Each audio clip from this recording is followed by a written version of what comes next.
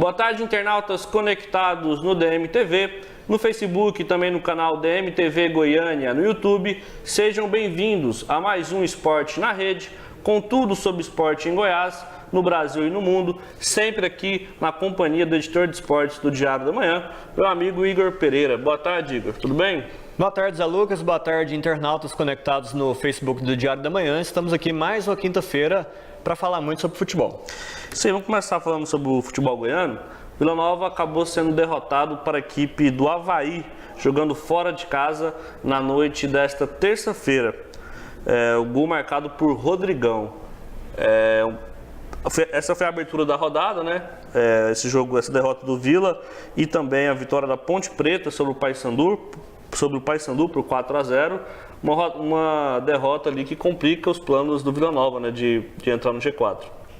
O Vila Nova que não vai trazer boas lembranças de Santa Catarina, né? Porque nos últimos 4 jogos na Série B, foram 3 fora de casa, contra Figueirense, Criciúma e Avaí, e aqui contra o São Bento, né? No meio desses jogos. E o Vila perdeu todos os 3 jogos em Santa Catarina, todos por 1-0, né? Contra Figueirense, contra Criciúma e contra também a equipe do Avaí. O Vila Nova que não jogou bem, apesar de ter tido algumas chances de gol, só que muito defensivo, ataque que não produz praticamente nada, né? Tanto que é o terceiro pior ataque da Série B e acabou levando um gol de cabeça. E aliás, o Vila, os últimos 4 gols que o Vila tomou foram de cabeça. Então, assim, apesar da defesa do Vila ser a segunda melhor da Série B, é uma deficiência que o técnico Emerson Maria tem que ficar de olho, né? E o gol do Avaí, o Rodrigão subiu sozinho, livre, testou bem, fez o gol. E o Vila perde aí um confronto direto. Saiu do G4, Vila que fechou o primeiro turno dentro do G4. Trocou de posição, né? Trocou de posição e aí perdeu a posição para o Atlético no saldo de gols, que o Vila tinha um gol a mais de saldo e acaba perdendo a posição. Pode perder ainda mais posições no decorrer da rodada, que se completa amanhã e também no sábado. Então o Vila Nova tem que ficar atento quanto a isso, tem que melhorar a produção ofensiva, né, urgentemente, se quiser brigar pelo acesso, e tem que corrigir ali algumas deficiências, principalmente na bola parada. O próximo jogo do Vila é um jogo que o Vila tem assim, praticamente obrigação de vencer, que é contra o CRB, na sexta-feira que vem, CRB que está na zona de rebaixamento no estado de Serra Dourada. O Vila Nova tem que ganhar. No segundo turno, Zé, o Vila vai ter mais 10 jogos em casa e mais 8 jogos fora, né? Porque já fez o primeiro jogo fora contra o Avaí. Então, dos próximos 18 jogos que o Vila tem para terminar o campeonato, 10 são em casa. O Vila Nova tem que vencer os 10, fazendo 30 pontos aí, alcança 60. E aí, se vencer mais um, vence um, empata outro, consegue mais 3, 4 pontos fora de casa, tem uma pontuação assim suficiente para estatisticamente conseguir o acesso. O Vila Nova que estava conseguindo bons resultados fora de casa, nos últimos jogos perdeu todos, né? Foram 3 derrotas e acabou vencendo dentro de seus domínios contra o São Bento. Tava bom quando o Vila Nova vencia fora de casa, né? Agora não ganha nem dentro nem fora, acaba complicando aí o acesso. Tomara que o Vila Nova aproveite essa vitória contra o São Bento, né, dentro de Serra Dourada, e aproveite para vencer muitas, para fazer valer esse mando de campo e tentar beliscar uns pontos fora de casa, né? Vamos falar então do Goiás. O Goiás enfrenta o CSA sexta-feira às 19h15. Esse jogo é no Estádio Olímpico. Jogo muito complicado para o Vila Nova, né? O CSA já conseguiu um bom resultado no Olímpico recentemente contra a equipe do Atlético. Sim. O CSA que está também brigando ali pelo acesso. O CSA é o vice-colocado, né? Segundo lugar. Foi o primeiro time a vencer o Goiás na Série B. E o Goiás tem também que vencer em casa, né? Apesar de ser um confronto, apesar de ser um time que está dentro do G4, se o Goiás tiver isso como objetivo e de fato tem que vencer o CSA dentro de casa. O técnico Ney Franco não tem o volante Gilberto Júnior, que foi expulso em Pelotas, né? O Goiás que perdeu para o Brasil de Pelotas também pelo placar de 1-0 e tem como dúvida aí o Lucão, né? O Lucão que está com dores no adutor da coxa. está sendo reavaliado, participou de um pedaço do treinamento hoje, saiu com dores, está fazendo tratamento. Lucão, que é o artilheiro do Goiás na Série B, tem 8 gols, é o vice-artilheiro, está atrás apenas do Júnior Brandão do Atlético. O Lucão que apareceu bocejando às 4 horas da tarde no treino do Goiás, depois sentiu a coxa. Bem curioso, né? O Atlético Goianiense enfrenta o Criciúma, jogando no Heriberto Rios, sábado às 16h30. Se o Atlético quiser continuar no G4, tem que trazer os 3 pontos de Santa Catarina, né? Se quiser continuar no G4 nessa rodada, no caso, né? Isso. Mas assim, um empate lá não seria tão desinteressante também, né? Apesar do Criciúma estar brigando contra rebaixamento, jogar lá é difícil. Lá vai estar muito frio, o estádio acanhado, né? Torcida pressionando. O Vila Nova perdeu lá, né? Recentemente, 1-0. Então, assim, apesar de ser um jogo contra uma equipe que está da parte de baixo da tabela, não é um jogo fácil, totalmente fácil. Então, assim, se o Atlético conseguir pontuar lá, apesar de um empate não trazer ele de volta para o G4 nessa rodada, mas não é um resultado de se jogar fora também. É claro que se o Atlético tem que jogar para ganhar, né? Principalmente por ter o melhor ataque da competição. O Atlético marcou 30 gols, né? O melhor ataque, melhor que todos os outros adversários. Então, assim, é um jogo interessante para buscar a vitória. Não é um absurdo o Atlético ir lá e vencer o Criciúma, não é nada demais. Só que, assim, jogos fora de casa, se você trouxer um ponto, tá bom. Desde que você faça o dever de casa, e aí sim o Atlético vai ficar brigando até o final para conseguir o acesso. Porque mesmo se você não estiver no G4, o importante é você estar pontuando. É você estar ali na bica para entrar no grupo dos 4 melhores. Quem está garantido no G4 nessa rodada é o Fortaleza, que tem 37 pontos, e o CSA, que vai enfrentar o Goiás, tem 34. Aí em terceiro lugar vem o Avaí com 32, empatados com 30 o Atlético Goianiense e o Vila Nova. E depois ali vem vários times que podem aí chegar ao G4, que é a Ponte Preta com 29, o Guarani com 29, o Figueirense com 29 e o Coritiba com 28. Até o nono colocado pode chegar ultrapassar o Atlético. Tá muito embolado, né? Tá tudo embolado ali. Muito embolado. E aí vem o Goiás em décimo com 27 pontos, que também pode alcançar a mesma pontuação do Atlético Goianiense. Para fechar com o futebol goiano, o Galo, o Goiânia, venceu a equipe da Jataiense, jogando fora de casa, placar 2-1, resultado super importante aí para o Galo conseguir o acesso, o tão sonhado acesso à primeira divisão, né? O Goiânia está embalado, né? Porque depois de ter empatado em casa com o Craque com o Goianese e ter perdido para o Trindade, ele venceu o Craque aqui no Estádio Olímpico e venceu a Jataiense. Então, é o vice-líder, né, da competição. É bom lembrar que são pontos corridos, né? Com um sistema semelhante ao do Campeonato Goiano, só que apenas com a primeira fase. 2 grupos. Então, assim, são 14 jogos. Goiânia já fez 5. Então a gente já passou de 1/3 do campeonato. Então é importante, o Goiânia está em segundo, sobe em 4 e está vencendo fora de casa, vencendo um concorrente direto. Então, assim, foi uma vitória de extrema importância para o Goiânia estar brigando aí por esse tão sonhado acesso. É bom lembrar que a última vez que o Goiânia esteve na primeira divisão do Campeonato Goiano foi em 2007, né? Então, juntando com o ano que vem, né, que é o possível ano de retorno, vão ser 12 anos aí até voltar à elite, né? Muita coisa. Muito tempo para um time da envergadura do Goiânia, né? Tantas vezes campeão regional. Outra vitória importante foi a do Cruzeiro, que venceu a equipe do Flamengo jogando no Maracanã por 2-0.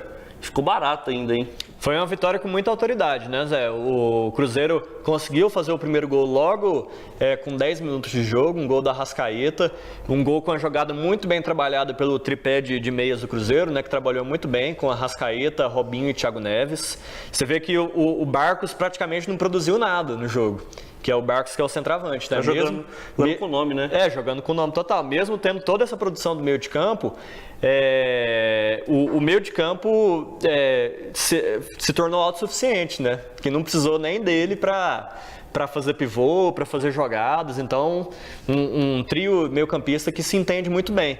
E na jogada do segundo gol, que o Barcos já tinha saído e entrou o Raniel, e o Raniel novamente entrou mais uma vez, entra melhor que o Barcos, mas o Mano insiste com o Barcos como titular. Não sei até quando ele vai conseguir manter o Barcos como titular, porque todo jogo que o Raniel entra criando jogadas, entra fazendo gols e entra produzindo mais do que o Barcos em mais de 45 minutos, né?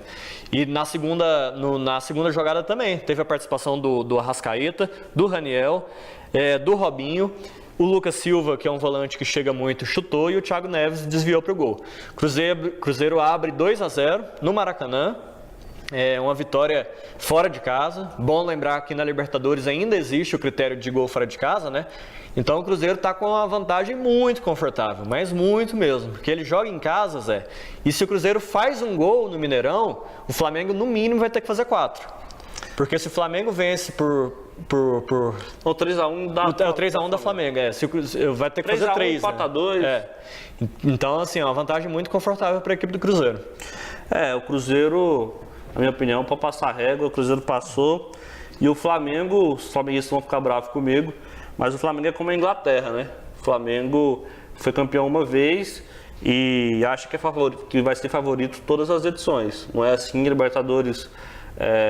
tem times tem muito mais tradição, como é o caso do Cruzeiro, e não vai ganhar por causa de torcida, não tem nada disso. Inclusive ontem a do Cruzeiro fez uma festa grandiosa no Maracanã, calou a torcida do Flamengo. A torcida do Flamengo não conseguiu lotar o seu estádio, né? Então o Cruzeiro tem tudo para passar e as quartas de final vai ser eletrizante, né? Que pode ser Cruzeiro e Boca Juniors, né? Numa quarta de final. E do outro lado a gente pode ter talvez um Palmeiras e Corinthians, talvez um Palmeiras e Colo-Colo, que o Corinthians ontem perdeu, né? Perdeu por 1-0, só que é um resultado reversível. É um resultado reversível, apesar de não ter feito gol fora de casa, né? Mas o Corinthians não jogou bem, teve o Gabriel expulso, né, no começo do segundo tempo. O Corinthians já estava perdendo a essa altura do jogo, né? E aí o Corinthians tentou segurar o jogo, o Cássio pegou muito. Mais uma vez, né, o Cássio que às vezes tem altos e baixos, né, mas quando ele faz defesas espetaculares, né, um goleiro com envergadura muito grande e um goleiro ágil, né, apesar de ter muita altura, é um goleiro muito ágil. É um grande goleiro. É um grande goleiro. E assim, só que o Corinthians ele tem problemas no ataque, né? O Pedrinho, que é a grande sensação do Corinthians, ontem não fez uma grande partida, né? Ninguém jogou. Parece ter sentido um pouco, né? O peso, porque é um garoto de 20 anos, primeira Libertadores. Mas assim, eu acredito que o Corinthians tem condições de reverter. Tem condições sim de reverter em São Paulo e aí talvez fazer uma quarta de final sensacional, que seria contra o Palmeiras, né? Se o Palmeiras confirmar também o favoritismo sobre o Cerro Porteño. Eu assisti esses dois jogos, né? Aquela doença que o jornalista esportivo tem de ligar duas televisões e ficar assistindo os dois jogos. Eu assisti os dois jogos e o Colo-Colo perdeu a oportunidade de passar de fase, porque o Colo-Colo poderia ter matado o jogo, né? Um jogador a mais, amassou o Corinthians durante todo o jogo. O Cássio realmente fez 3, 4 defesas ali. Teve uma defesa do Cássio que foi espetacular, né? Que ele pegou no contrapé, a bola ia passar por baixo dele, ele esticou o braço, né? Assim, uma defesa de muito recurso. Uma defesa assim que 90% dos goleiros no Brasil não fariam, você pode ter certeza. Ele é aquele goleiro milagreiro e muito decisivo, né? Na Libertadores, principalmente, pega demais o Cássio. Acho que o Corinthians passa de fase ainda, porque jogando dentro de casa, 1-0 só, acho que vai ser pouco pro Colo-Colo. Acho que o Corinthians passa, acho que o Palmeiras também passa e a gente vai ter esse clássico histórico, né? Seria um remake de 99, né? Só que em 99 foi nas semifinais, né? Que o Palmeiras se deu melhor nos pênaltis. O Marcos acabou defendendo o pênalti Marcelinho Carioca e o Palmeiras acabou perdendo aquele título, né? Acabou perdendo para uma equipe colombiana, Once Caldas, talvez. Não, em 99 ele venceu, né? 99 ele venceu e em 2000 ele perdeu na final para o Boca Juniors. Então foi em 2000. Acho que foi duas penalidades seguidas na Libertadores que o Palmeiras passou pelo Corinthians, né? Então é isso. O Bahia também conseguiu passar de fase, né? Na Copa Sul-Americana. O Bahia empatou contra a equipe do Cerro e acabou passando. Hoje tem Vasco e LDU no estado de São Januário. O Vasco precisa reverter um placar de fazer 2 gols. O primeiro jogo ficou 3-1. Na Copa Sul-Americana também tem um gol fora de casa. Então, se o Vasco ganhar de 2-0, o Vasco avança de fase. Voltando a falar do Cruzeiro, o destaque para o Dedé, que jogou muita bola, né? E para o Arrascaeta, que o Arrascaeta tá jogando agora, ele não jogou na Copa do Mundo, né? Sim, até porque ele jogou um jogo como titular só na Copa do Mundo, né? Acabou sendo sacado. Seria um pouco difícil exigir dele. Depois entrou, se não me engano, em mais 2 partidas só. Mas não entrou muito bem, não. Não entrou bem, mas assim, não teve sequência, né? Então, assim, realmente talvez possa ter sentido um pouco na Copa do Mundo, mas vem mantendo o ritmo no Cruzeiro e é um dos grandes nomes do time, sem dúvida. O Thiago Neves voltou a jogar bem também, o Robinho jogando muito bem. Eu acho que esse é o tripé do Cruzeiro. São o motor do time, os 3 juntos ali, o Lucas Silva e o Henrique na contenção também jogando muito, os laterais jogando bem também, o Egídio voltou a ter um bom futebol após uma passagem ruim pelo Palmeiras, o Edilson bem, a defesa bem. Eu acho que o único que vem desequilibrando para baixo no time, e desde o começo do ano, na verdade, é o centroavante, né? Que o Sassá não teve uma boa sequência, o Fred machucou logo no começo, e aí o Barcos veio, também não está rendendo, e o Raniel, toda vez que entra, está melhor. Eu acho que, assim, para o Cruzeiro escalar o que tem de melhor, nesse momento, a alteração é uma só, é tirar o Barcos e colocar o Raniel. Aí sim fica o time redondo do Cruzeiro, o melhor Cruzeiro que pode ter nesse momento, né, em termos de elenco. E o Vasco passa hoje? Eu acho difícil. O time da LDU é bem experiente, né? Então é um time líder do equatoriano. E é um time que a escola dele é velocidade. Então você pode ter certeza que a LDU vai se fechar e vai buscar os contra-ataques. E aí, à medida que o Vasco não consiga fazer o gol e a LDU pegue e faça um gol, aí já desmonta toda a estratégia do Vasco, né? Então, o Vasco tem condições de passar sim, ele pode buscar isso. São Januário lotado, pressão da torcida e tal, mas vai ser uma missão bem difícil. O Vasco tem que ter equilíbrio, ele não pode partir para cima igual o louco. Ele tem que saber que ele tem 90 minutos para fazer 2 gols, porque o perigoso não é você virar o primeiro tempo sem fazer gol. Se você virar o primeiro tempo 0-0, você ainda está no jogo. Agora, se você vira o primeiro tempo perdendo por 1-0, aí, meu amigo, um abraço. Curioso, mas ontem ocorreu um jogo que estava atrasado do Campeonato Brasileiro. O Santos empatou com o Ceará, né? O Santos conseguiu deixar a zona de rebaixamento, empatou por 1-1. Hoje tem Cerro Porteño e Palmeiras pela Copa Libertadores às 10 da noite. Jogo complicado para o Palmeiras, né? Complicado, né? Porque o Filipão acabou de chegar, comandou um jogo no fim de semana, não foi bem, apesar de ter poupado jogadores e tal. Contra o Bahia na semana passada também não foi bem. Então, assim, o Filipão teve pouco tempo para arrumar o time. E aí já vai pegar um jogo decisivo, né? Vai ser uma decisão, um jogo de vida ou morte para o Palmeiras. Penso que se o Palmeiras consegue trazer um empate para São Paulo, já é um bom resultado. Acabou de sair do Globoesporte.com que o Santos está atrás do Júnior Brandão, o atacante do Atlético Goianiense, que é o artilheiro da Série B. Segundo a informação do Globo Esporte, Santos negocia com o Júnior Brandão e também com o atacante do São Lourenço. Seria uma perda e tanta para o Atlético. Tem que ver o valor da proposta, né? Assim, talvez, por exemplo, ano passado o Atlético negociou o Everaldo, que era o artilheiro do time, no meio do campeonato por 4 milhões, porque achou que era uma proposta interessante para o Atlético, né? Aí é no caso financeiro, mas para o time, para a campanha, seria uma perda, assim, tecnicamente falando, seria uma perda muito grande, porque você não vai achar um centroavante assim, do dia para a noite, na Série C, na Série D, para substituir. Que já encaixa no time. Então, assim, se o Atlético estiver pensando mesmo em brigar pelo acesso, se o objetivo do Atlético for esse, não, a gente vai brigar pelo acesso, aí não negociaria o Júnior Brandão. Agora, se o objetivo do Atlético é fazer dinheiro para movimentar a estrutura, para movimentar o time e deixar o acesso como segundo plano e achar interessante negociar o Júnior Brandão, aí pode ser. O ideal para o Atlético, até porque o Atlético renovou o contrato do Júnior Brandão, né, é talvez negociar ele no fim do ano. Tentar segurar esse jogador e falar, Júnior, você é um jogador novo, tem 22 anos, né? 22 anos. Você é um jogador novo, você não precisa ir agora. Se você continuar arrebentando aqui na Série B, no final do ano você vai ter mercado. E aí a gente te negocia no final do ano. Eu acho que o melhor para o Júnior Brandão e talvez até para o Atlético, talvez até para o Júnior Brandão também, porque com certeza ele chegar num time grande que está brigando contra rebaixamento, é uma pressão, é um desafio. É claro que o jogador quer ir, ele não quer deixar passar essa oportunidade. Só que se eu fosse o Adson, eu chegaria no Brandão e convenceria ele, talvez a gente te negocie no final do ano, mas você é muito importante pra gente nessa campanha, vamos segurar você até o final do ano. No final do ano a gente conversa. O jogador pode valorizar ainda mais, né? Sim. Vamos falar do Guerreiro. O Guerreiro acertou com o Internacional. O Internacional acertou com o Guerreiro. Contrato de 3 temporadas. O atleta tem 34 anos. Acha que foi uma boa contratação? De maneira alguma. Eu acho que esse ano ele pode até render e tal, mas já não está rendendo, né? Eu acho a contratação do Guerreiro semelhante ao que o Cruzeiro fez com o Fred. Para mim, é uma contratação de alto risco pelo tempo de contrato, pelo que o jogador vem rendendo e pela questão financeira, porque juntando produtividade, pode chegar a 800 mil.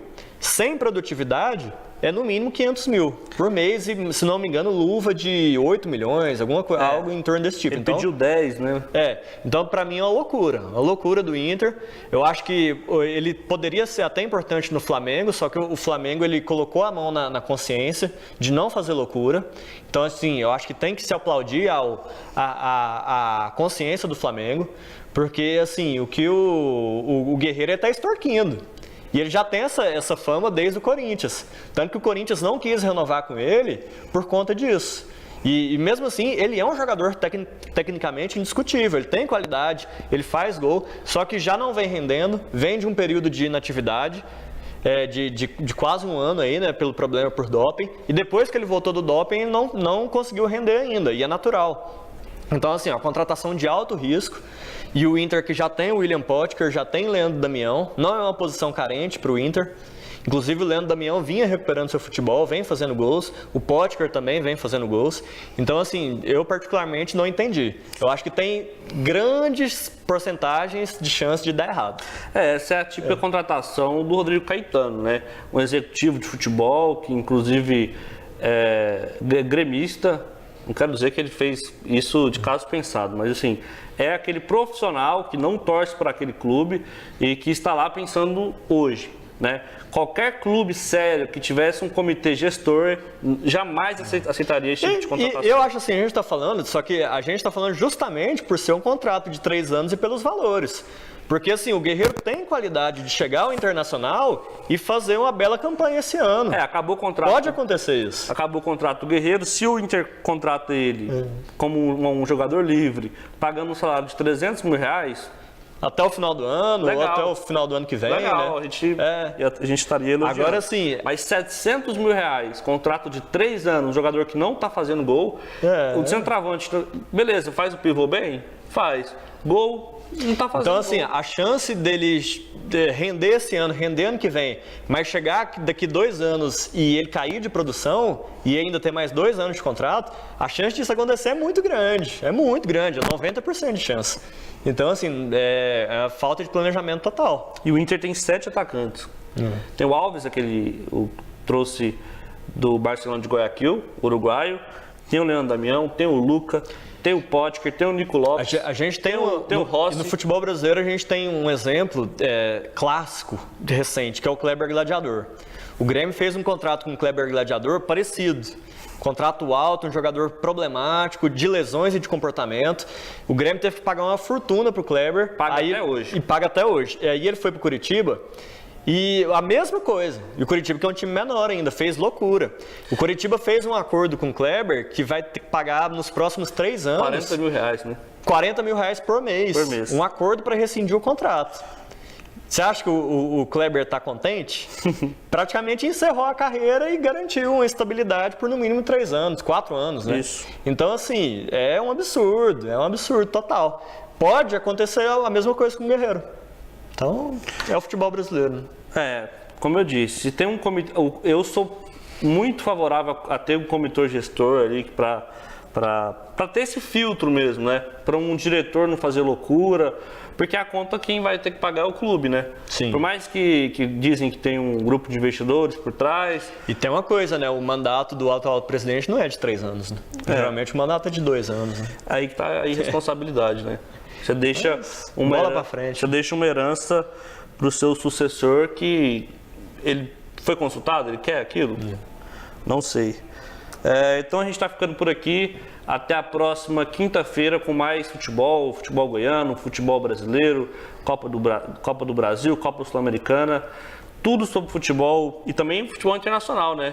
As ligas internacionais estão voltando. Até lá. Boa tarde, Zé. Boa tarde aí a todos os internautas. Quinta-feira que vem estamos de volta. Um abraço.